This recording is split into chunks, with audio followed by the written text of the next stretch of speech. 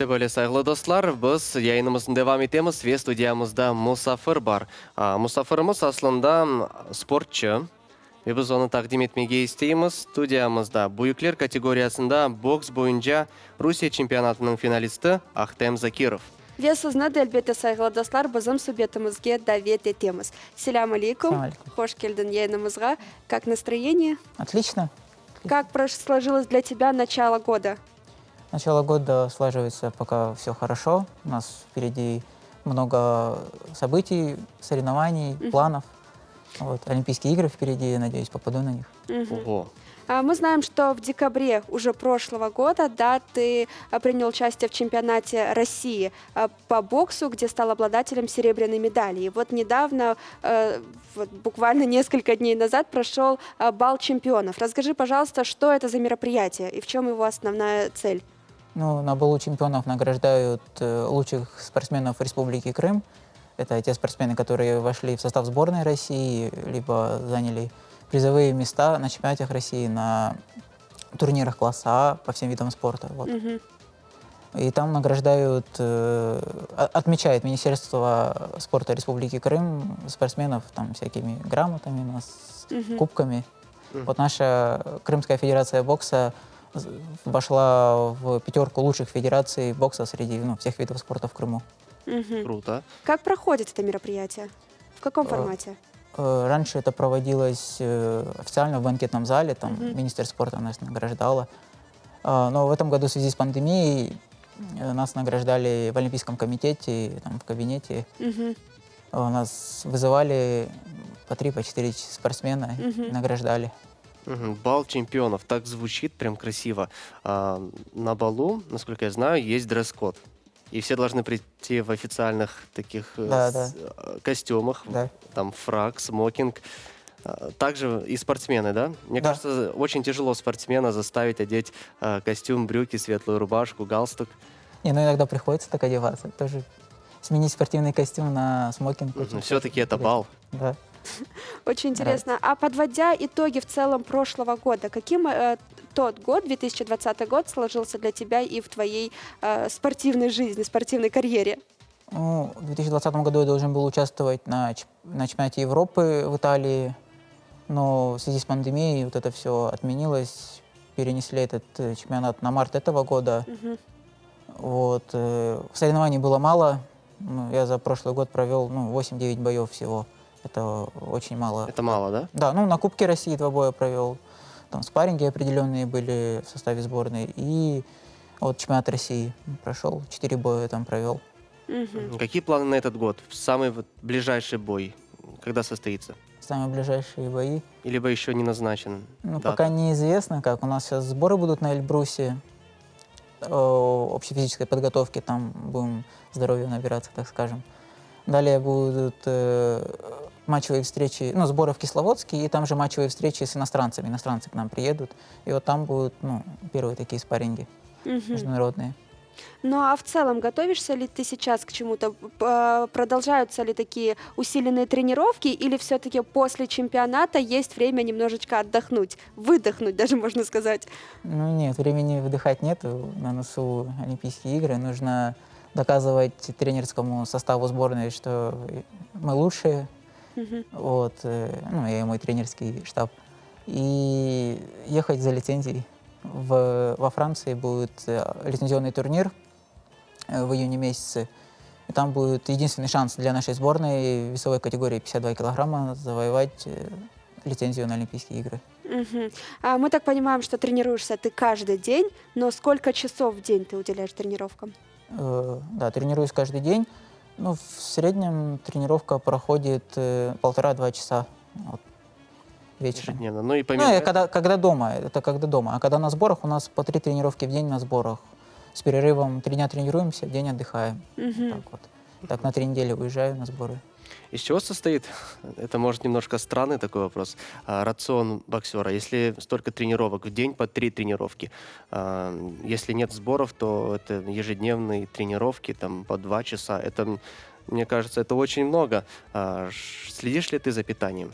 Да, за питанием слежу. У нас есть диетолог. когда, ну, ем то, что она говорит мне, она мне составляет меню. Когда нужно ближе к соревнованиям делать вес нужно, То есть, вот, я начинаю с ней списываться, она мне говорит, что кушать можно, что нельзя, какие витамины можно принимать, какие нельзя, вот. такой подсчет калорий. Да, это все. Она с Москвы просто, ну. Мгм. А в Интересно. целом, с чего начался твой спортивный путь? Почему ты выбрал именно этот вид спорта? Ну, в бокс меня привел отец, он сам занимался боксом, и меня привел туда. Это было... Я сначала танцами занимался вообще. Ага, очень интересно. Резкий переход.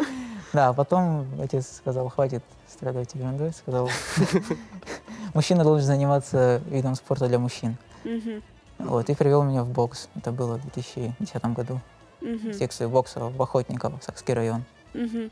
А когда ты пришел в бокс, ты был еще совсем юным, и все-таки основной, как бы, основной целью тренировок именно в таком маленьком возрасте, да, является самооборона. То есть многие родители хотят, чтобы их ребенок мог в случае каких-то непредвиденных ситуаций постоять за себя. Вот приходилось ли тебе использовать навыки, приобретенные на тренировках, и те навыки, которые ты используешь на ринге, вот вне ринга? Нет, не приходилось. Не было. Я стараюсь избегать таких ситуаций. Мгм. Вот, как бы спорт спортом, а то, что я умею, да, это не стоит применять на улице. Как бы дисциплина, все. Мгм. Даже в целях Очень самообороны? правильные слова. Ну, можно словами все решать это все. Да, как разговором. сказал великий Джеки Чан, лучший бой — это тот, который не состоялся. Ну, он имел в виду уличные бои. Лучшая Да, на драка, он улице сказал, это, не бой. это ж прочь меня потом будет как бы. Мгм. Да, действительно. А вот что касается танцев, как ты сказал, что занимался танцами, на сегодняшний день нет ли такого увлечения? Нет, ну и времени на это нету. И увлечение такого уже как бы закончилось. Это были народные танцы. Мгм. Вот. Но я думаю, танцы все равно, они дают какую-то подготовку. Даже перед переходом в такой другой вообще вид спорта, мне кажется, на танцах ты уже привел форму в порядок. Да, ну, почти. Я такой еще пухленький был в то время. Такой. Меня отец почему я дал на бокс, потому что чтобы физически окрепнуть. Как бы у меня ростом небольшим, а спорт он помогает чуть-чуть вытянуться, да. Вот. Ну и опять же, танцами занимался Василий Ломаченко, есть такой боксер. Вот у него отец тренер, он двукратный олимпийский чемпион, и отец его грамотно начал подготавливать к боксу. Он сначала его отдал на танцы, это чувство ног, ритм, да, вот. Мгм. Потом отдал на борьбу, потом на хоккей, а потом уже он его начал тренировать по боксу. То есть бокс — это конечная инстанция, Да. высшая инстанция. А в будущем ты планируешь переходить в другую, немного более высшую категорию весовую? Нет, не планирую, потому что я вешу немного. Те, кто весит 56, да, вот следующая весовая категория 56 килограмм, они гоняют с 60-62 килограммов в эту весовую категорию. А я столько не вешу, то есть мне будет тяжело. То есть против тебя будут люди, которые намеренно еще с высшей категории перешли Да. в Но нишу. также и я вешу, вот мой обычный вес 55 килограмм, да, вот перед соревнованиями я вот 3 килограмма убираю, ну, чуть подсушиваюсь, Мгм. и все, и едем на соревнования. Вот. Мгм. Мне нравится, как спортсмены, в частности боксеры, умеют контролировать свой вес. Вот они с такой легкостью говорят: вот перед боем я сбросил 3 килограмма, или там мне предстоит бой, мне нужно набрать 4 килограмма. Мне кажется, там 1,5 недели на это хватит. Мне Не, ну набрать легче, чем сбросить, но опять же, Безусловно. да, сбрасывать нужно уметь, ну, то есть с помощью диетологов, с помощью ихнего расписного питания это все очень, ну, легко делается. Мгм. Я думаю, люди смотрят и такие: как они это делают? Просто в чем секрет? Вот я тоже сейчас сижу и Вот у думаю, нас- как они это делают. В любителях, ну, в любительском спорте у нас на соревнованиях нужно проводить по 3-4 боя, а то и 5 и 6. Вот, и там нужно вес подготавливать заранее, за неделю, да, вот уже тренироваться в весе, чтобы чувствовать себя хорошо. А вот в профессионалах там вес делается за сутки. Например, Ничего за себе. сутки можно 3-4 килограмма согнать, взвеситься и потом эти же килограммы набрать. То есть это потому что действительно Уже в ближайшей реально за бургерной. сутки сбросить несколько килограмм? ну, это опять же с помощью диетолога. Там есть определенный рацион питания уже идет, и то есть там больше играет роль вода. То есть подсушиваются, воду выгоняют 3-4 литра из себя. Мгм. И усиленные тренировки, наверное. Ну нет, это такая кардиотренировка. За кардиотренировку это все уходит. 1,5-2 часа. Это Я уже- вот готовился к профессиональному бою в прошлом году, к дебюту. И вот с помощью диетолога я вот так вот убирал вес.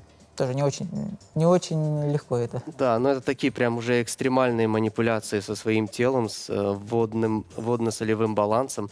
И мне кажется, после этого любой спортсмен после взвешивания бежит в ближайшую бургерную или пиццерию. Не бургер, там уже по-другому чуть-чуть. Там Всё равно. углеводы нужны. Бургеры вообще позволить нельзя себе. Нет.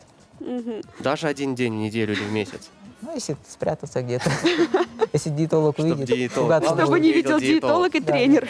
Ты Да. уже столько лет занимаешься боксом. Были ли какие-то нестандартные ситуации? Вот что-то в памяти осталось, когда вот что-то пошло не так резко, когда нужно было брать ситуацию в свои руки и как-то выходить из этой ситуации? Ну, даже вот сейчас на чемпионате России в финале, там, как бы сказать, мы дрались в Оренбурге. В финале у меня был спортсмен из Якутии. И когда он выходил на ринг, ну, получается, у нас красный угол первым выходит на ринг, потом синий выходит. Мгм. Когда он выходил на ринг, там так, ну, аплодисментами его так встречали, то есть массовка была, все. А когда я выходил на ринг, ну, так не сильно меня встречали, можно сказать. То есть местный любимчик был твой Ну, соперник. Ну да, как бы к нему больше относились так, с уважением, я так думаю. И в ринге у него, ну, недавно скачался тренер, да, в ринге еще была, ну, минута молчания, там вот это все, как бы это... Я понял, что это психологическое давление на меня оказывали. Мгм. Вот. Ну и ничего, я взял все в свои руки и показал отличный бокс. То есть сложно, чем дальше от привычных мест, скажем так, обитания спортсмена, тем сложнее морально чувствовать себя на ринге. Не, морально нет. В ринге остается я и соперник же. Мгм. Он такой же, как и я, 2 руки, 2 ноги, так что тут выиграет тот, кто умнее, хитрее, Мгм. кто хочет выиграть. Ну да, но как ты сказал, вот это вот психологическое давление тоже иногда играет свою роль. Но я не обращаю на это внимания. У меня за спиной есть мой тренер, Ситасманов Илья Асанович. Он всегда держит все под контролем, так скажем. И я его слушаю, и выполняю его поставленную задачу, и у нас все получается пока. Мы тебе желаем, чтобы у тебя всегда все было под контролем. Желаем тебе новых побед, и пусть 2021 год сложится для тебя еще более успешным, чем предыдущий. Сал, Что ты пожелаешь нашим телезрителям? я пожелаю, чтобы никогда не останавливались перед своими целями, шли и добивались их. Своих Чок, поставленных целей. Сағал Сау. келген үчүн хайырлы күндер. Сау. Мына böyle саглы достар, böyle güzel laf ettik. Bizim musafirimiz bazı sporçularının sırlarını da bizge açtı. Yayınımız ise devam etti.